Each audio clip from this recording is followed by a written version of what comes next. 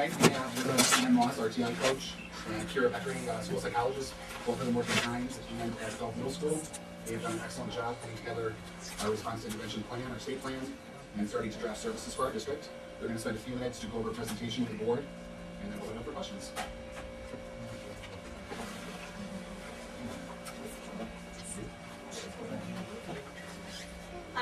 This is Mr. Buchanan. My name is Ian Moss. I'm the RTI coach for Gulf School District 67. Thank you for having me here tonight to go through this presentation with Kira Beckering on response to intervention. Defining response to intervention. RTI, it's not a new curriculum, it's not a new program, it's not a new strategy to intervention. It's a general education initiative, and it's not limited to special education. So what is response to intervention? At this point, RTI is requiring that school districts reevaluate their core curriculum and make sure that it's supported by research. In addition, educational decisions should be based upon students' data and their response to the interventions that they've been given. So why use RTI? Well, historically in the past, school districts have waited for a student to fail in order for them to be given the interventions. What's happened is now RTI has actually asked that we give all students an intervention as soon as they need it, rather than waiting. So it's a wonderful, wonderful new initiative, not an initiative, a wonderful new way for education in school districts. RTI encourages schools to use data to identify at-risk students and to intervene early, but ultimately, this will reduce the number of students that will ultimately need special education. RTI considers general education and special education to be one entity. Instead of identifying the strongest student or identifying the weakest student, we need to address the needs of all the students. We want to make sure that we blur the lines between special education and general education. We just want one education. We want to service all our students. The core principles of RTI really is that we want to use data to drive our curriculum. We need that hard data to be able to see where our school is at, where an individual student is at, or where an individual grade is at.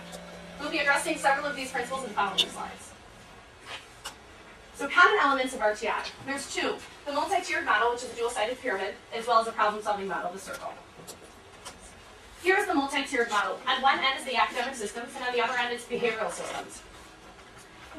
Multi-tiered model is determined that's divided into three sections. As you can see, it's green, yellow, and red. Tier 1 is green, and that's our core curriculum. That's what all of our students in the district is receiving. Tier 2 are for students that are identified at risk. They need something more.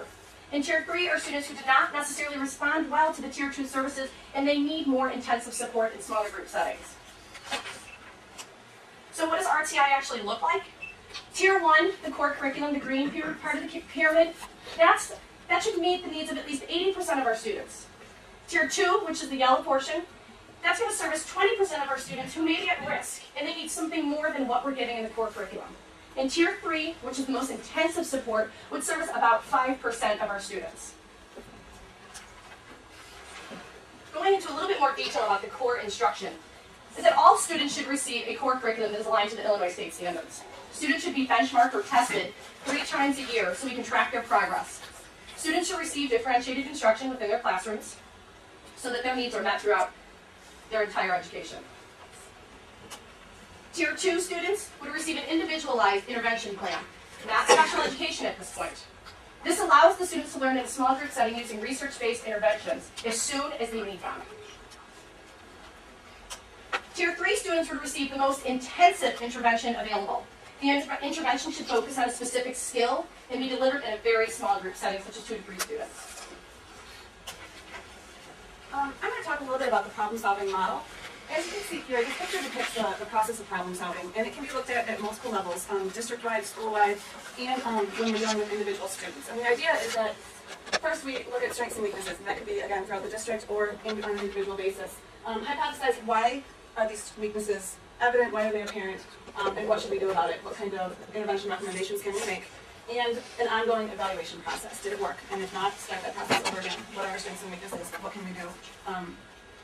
And evaluate the effectiveness of our programs and student progress. There is, as Ms. Moss said, there is a link between RTI problem solving and specific learning disabilities, which is what SLD stands for. We are graying the lines between special education and general education, and we're trying just to educate.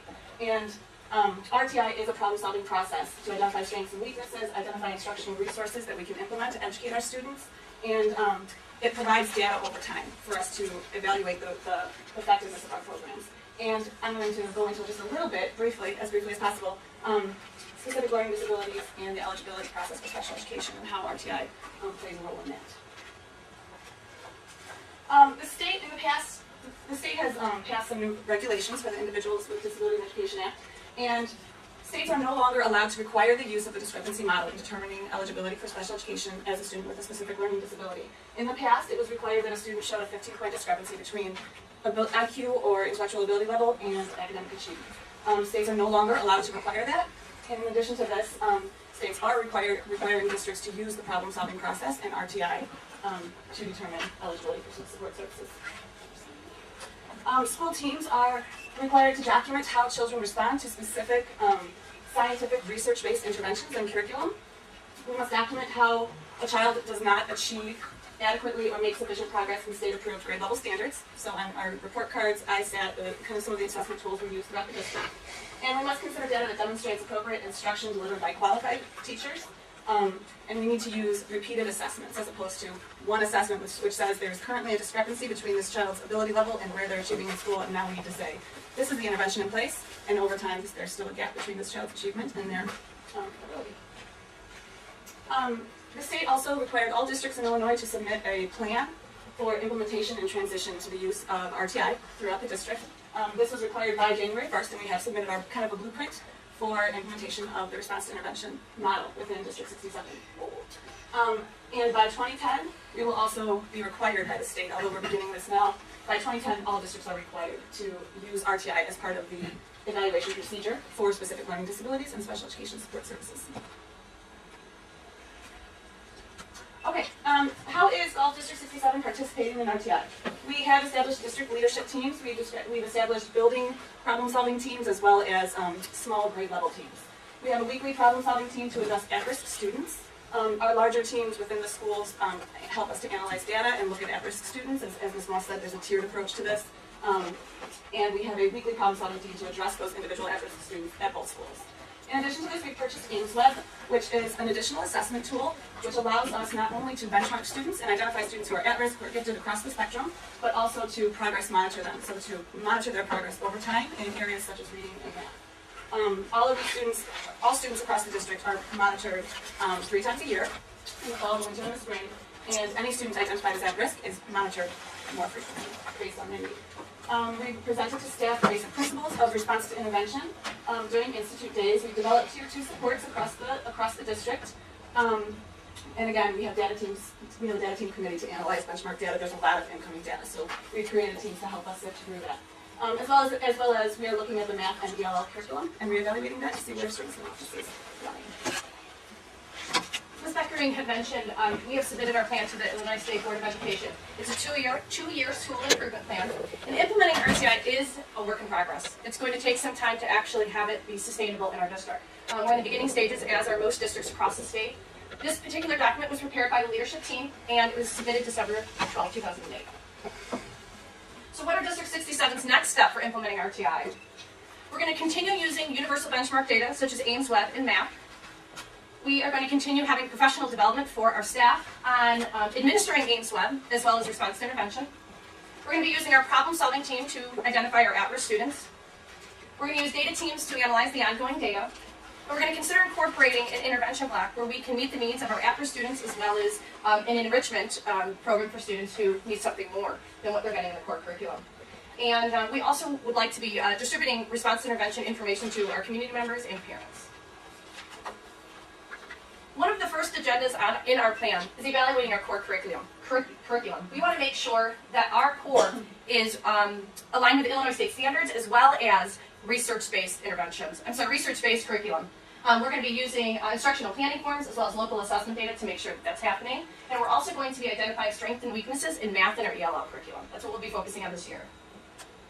We're going to use data to drive reading and math interventions. This is really important because what we really want to do is take out the subjectivity of a student who needs help. What we really want to do is look at the hard data and find out where the student is falling in response to their peers.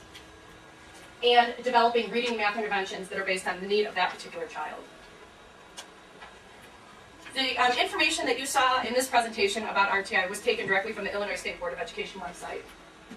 We'd like to open this up to any questions that you may have about response to intervention and how we are using it at School District 67.